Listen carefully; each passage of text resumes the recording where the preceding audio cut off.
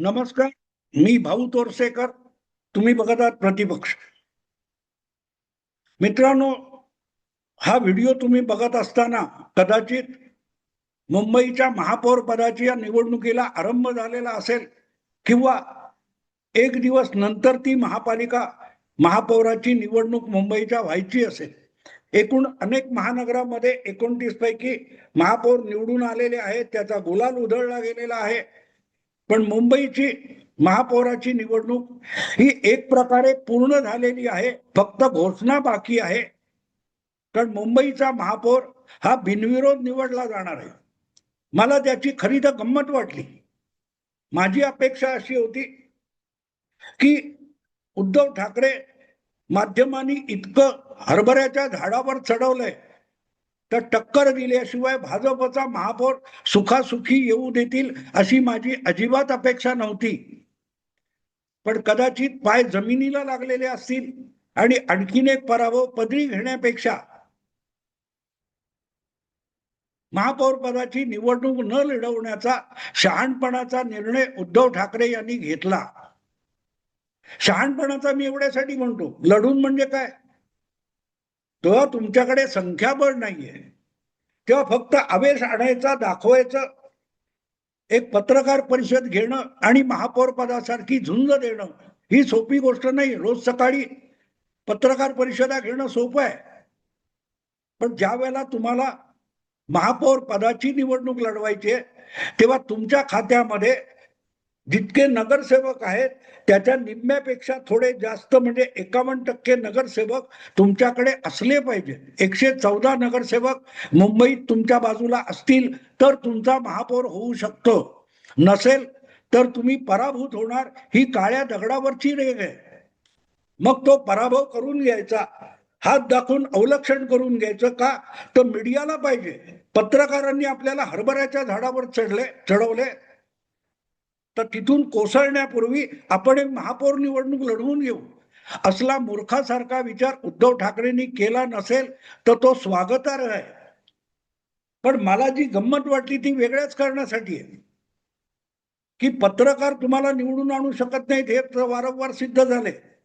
कालच लागलेल्या जिल्हा परिषद तालुका पंचायत निवडणुकांचे निकाल, त्याच्या आधी महापालिकांचे निकाल, त्याच्या आधी नगर परिषदांचे निकाल किंवा त्याच्या आधीचे विधानसभेचे निकाल, याचं आपण परिशीलन केलं, अभ्यास केला तर एक गोष्ट लक्षात येते की निवडणुका लढवायच्या असतील तर जनतेपर्यंत जायला लागतं,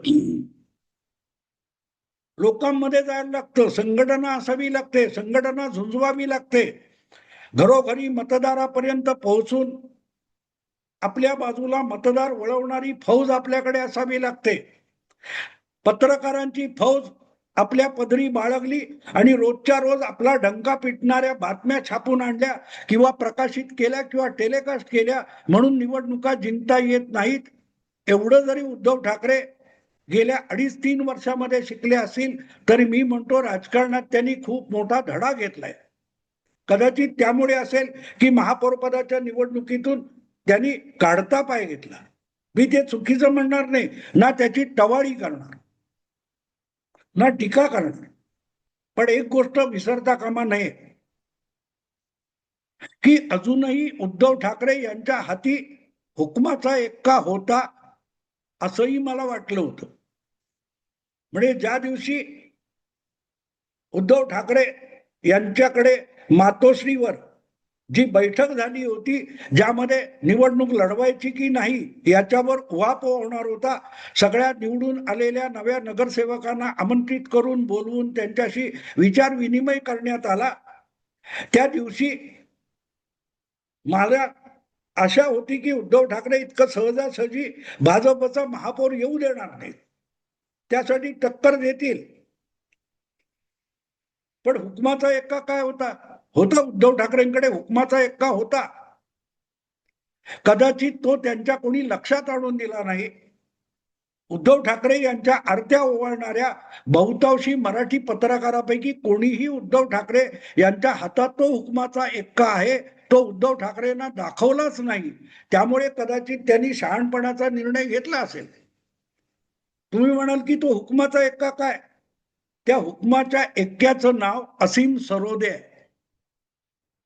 ते वकील आहेत, तुम्हाला माहिती आहे ना, जगातले सगळ्यात मोठे प्रकांड पंडित, कायद्याचं ज्ञान कोळून प्यालेले, रोज सकाळच्या प्रातर्विधीपासून संध्याकाळचा वडापाव खाण्यासाठी ज्यांच्या हातात फक्त कायद्याची पानं असतात, ज्याच्यात वडापाव वगैरे ठेवलेला असतो, असे महान कायदे पंडित असीम सरोदे हा उद्धव ठाकरे यांचा मुंबईच्या महापौर निवडीतला हुकमाचा एक्का होता असं माझं मत होतं. आता नाहीये, पण होतं. आणि त्याचं कारण असं की असोम सरोदे हे वड म्हणजेच पिंपळ आहे आणि पिंपळ म्हणजेच जांभळाचं झाड आहे असा युक्तिवाद करू शकणारे भयंकर मोठे वकील आहेत. ते कुठच्याही झाडाला झुडूप पण ठरवू शकतात आणि वडाला सुद्धा माड आणि नारळाचं झाड ठरवू शकतात. आणि असा वकील जेव्हा तुमच्या हाताशी असतो, जो कसलीही फी न घेता उद्धव ठाकरे यांची वकिली करतो, त्याला हुकमी एक्का नाही तर काय म्हणायचं. पण आता तुम्ही म्हणाल की महापौर निवडीमध्ये असीम सरोदे काय करणार होते. सगळ्यात मोठी गोष्ट आहे, भले उद्धव ठाकरे यांनी महापौर पदाची निवडणूक आपल्याकडे संख्याबळ नाही म्हणून लढवायची नाही असं ठरवली, म्हणून भाजपचा महापौर हा बिनविरोध निवडून आला असं होऊ शकत नाही, असा विचार ज्याच्या मनात येऊ शकतो ती व्यक्ती म्हणजे असीम सरोदे. कारण मतदाराचे, नागरिकाचे काय काय अधिकार आहेत हे कदाचित घटनाकर्त्यांना पण माहिती नसेल, इतकं असीम सरोदेना माहिती होतं. घटना लिहिली जाण्यापूर्वी असीम सरोदेना माहिती होतं. असीम सरोदेंचा जन्म झालेला नव्हता, कदाचित त्यांच्या आई वडिलांचाही जन्म झालेला नव्हता. अशा काळात घटना समिती होती आणि घटना लिहिली जात होती. पण त्या काळात सुद्धा घटनेत काय होतं हे असीम सरोदेंना माहिती होतं. आणि म्हणून बिनविरोध निवडणूक होणं हे कायद्याच्या आणि संविधानाच्या विरुद्ध आहे अशी याचिका याच असीम सरोदेंनी केली होती, हे तुम्हाला आठवत असेल. ज्या वेळेला राज्यातल्या 29 महापालिकांच्या निवडणुका चालू होत्या, त्यावेळेला ठाणे आणि कल्याण डोंबिवली या महापालिकांच्या काही वॉर्डामध्ये समोर दुसरा उमेदवारच उभा नसल्यामुळे काय 20 काय आणखीन कुठे ठाण्यामध्ये 1-2 किंवा कल्याण डोंबिवलीमध्ये 18 का 20 जागी बिनविरोध नगरसेवक निवडून आले. मग भाजपचे असतील, एकनाथ शिंदेचे असतील, तेव्हा अविनाश जाधव या मनसेच्या नेत्याला याचिकाकर्ता बनवून असीम सरोदे हायकोर्टात पोहोचलेले होते की अशा रीतीने बिनविरोध निवडणूक हाच मुळात लोकशाहीवरचा अत्याचार आहे, मतदारावरचा अन्याय आहे. ज्या मतदाराला त्या उमेदवाराला मत द्यायचं नाहीये, जो कोणी बिनविरोध निवडून आलाय किंवा ज्याच्या समोर दुसरा कोणी उमेदवारच उभा नाही म्हणून तो अविरोध निवडून येणार आहे, त्यामुळे मतदाराचा मतदानाचा अधिकार नाकारला जातो. त्यामुळे लोकांना काय हवं नाही हवं हे लोकांनी नाही ठरवायचं, हे असीम सरोदे ठरवतात. की एखादा लोकप्रिय त्या वॉर्डातला उमेदवार उभा राहिला असेल आणि त्याच्या विरोधात कोणीही उभा राहिला तर पराभूत होणार असेल, म्हणून कोणीही पराभूत व्हायला उभाच राहायला तयार नाही, तरीही त्याला उभा करा. आणि मतदानाची आवश्यकता असेल तर मतदान घेतलं जातं असा कायदा आहे. पण मतदान घेतलं गेलं पाहिजे, नसेल तर निवडणूक अवैध आहे असा महान शोध असीम सरोदे यांनी लावला. आणि ते कुठल्या तरी वॉर्डातल्या बिनविरोध उमेदवार निवडून आला होता, त्याच्या विरुद्ध अविनाश जाधव यांना याचिकाकर्ता बनवून हायकोर्टात पोहोचले होते. हायकोर्टाने त्यांना हाकलून दिलं ही गोष्ट वेगळी आहे, पण युक्तिवाद तर त्यांनी केला होता. युक्तिवाद केला होता. आणि तो युक्तिवाद काय होता, तर हा उमेदवार भले त्याच्या विरुद्ध कोणी उभा राहत नसेल तरी मुठभर लोकांना का होईना तो उमेदवार म्हणून नको आहे. आणि त्यामुळे तो जो उमेदवार उभा आहे, एकमेव उभा आहे, त्याला मला मत द्यायचं नाही हे सांगण्याचा मतदाराला अधिकार आहे, असा एक काहीतरी नवा युक्तिवाद असीम सरोदे यांनी उभा केला होता. हायकोर्टाने त्यांना हाकून लावलं. हागून लावलं. तुम्हाला एवढी हौस असेल तर तुम्ही उमेदवार उभा करायला पाहिजे होता दुसरा, तर मतदान झालं असतं. पण असे काही अकाल काय ते अचाट शोध लावणं हा असीम सरोदे यांचा छंद आहे. ते निर्भय आहेत. ते आता जगाला निर्भय बनवून सांगतात, स्वतः निर्भय आहेत. तर त्यामुळे तो जो बिनविरोध निवड होऊ नये हा त्यांचा दावा होता, तो आता इथे पण लागू होतो. मुंबई महानगरपालिकेचा महापौर हा समोर कोणी उमेदवार नाही म्हणून बिनविरोध निवडून आला, अशी आजची परिस्थिती आहे. फक्त ठराविक दिवशी ते मतदान होणार होतं आणि ते मतदान होण्यासारखी परिस्थिती नाही म्हणून पीठासीन अधिकारी, निवडणूक अधिकारी त्या एकमेव उमेदवाराला तो महापौर झाला अशी घोषणा करण्यासाठी 11 फेब्रुवारीची प्रतीक्षा करावी लागणार. सांगायचा मुद्दा असा की त्यामुळे मुंबईचा महापौर हा बिनविरोध निवडून आला असं होतं. आणि बिनविरोध निवडून येणं होणी म्हणजेच लोकशाहीची आणि मतदानाची निवडणुकीची विटंबना आहे, हा असीम सरोदे यांचा दावा असेल तर हा व्हिडिओ जर मतदानापूर्वी होणार असेल तो तोपर्यंत उद्धव ठाकरे आपला हा हुकमी एक्का असीम सरोदे वापरू शकतात आणि हायकोर्टात धाव घेऊ शकतात की निवडणूक रद्द करा, ही निवडणूक रद्द करा. मग कोर्ट विचारेल ही निवडणूक का रद्द करायची, तुमच्या उद्धव ठाकरेंनी दुसरा उमेदवार का उभा केला नाही, त्या संबंधी बातम्या आल्या. त्यासाठी उभाठा शिवसेनेच्या नेत्यांची चर्चा झाली होती, नगरसेवकांच्या बैठका झाल्या होत्या. आपला उमेदवार उभा करणार असंही उभाठा शिवसेनेतर्फे सांगण्यात आलं होतं. मग तुम्ही उभा का केला नाही, आत्ता इथे अर्ज घेऊन का आला, असं कोर्टाने विचारलं.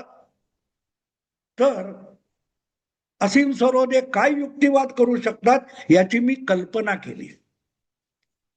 कारण असीम सरोदे अचाट युक्तिवाद करू शकतात. ते असं म्हणू शकतात की आम्ही उभाटातर्फे उमेदवार उभा केलेला नसेल, पण म्हणून कोणतरी एक उभा आहे तो बिनविरोध निवडून येऊ शकत नाही, तो हवा की नको हे विचारणारं मतदान झालं पाहिजे.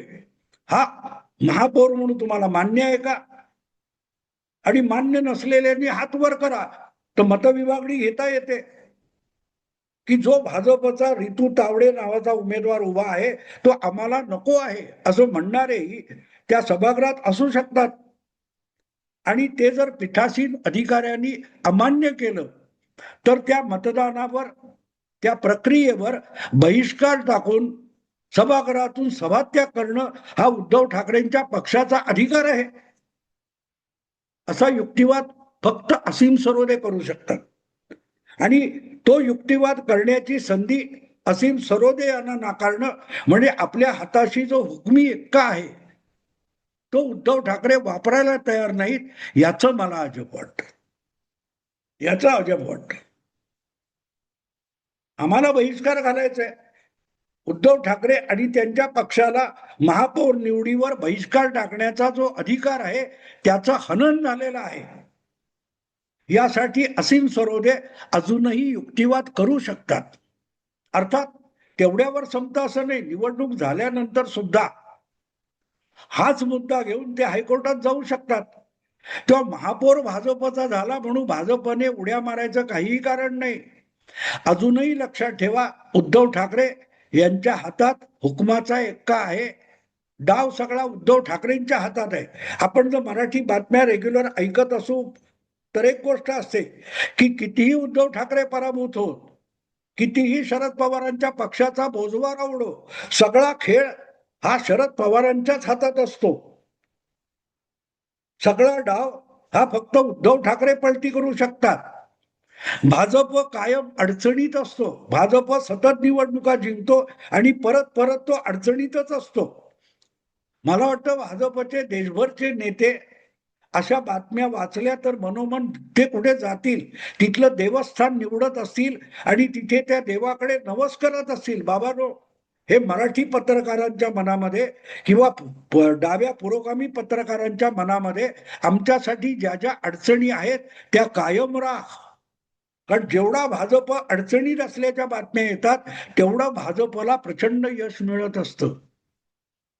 असो, तो भाग वेगळा आहे.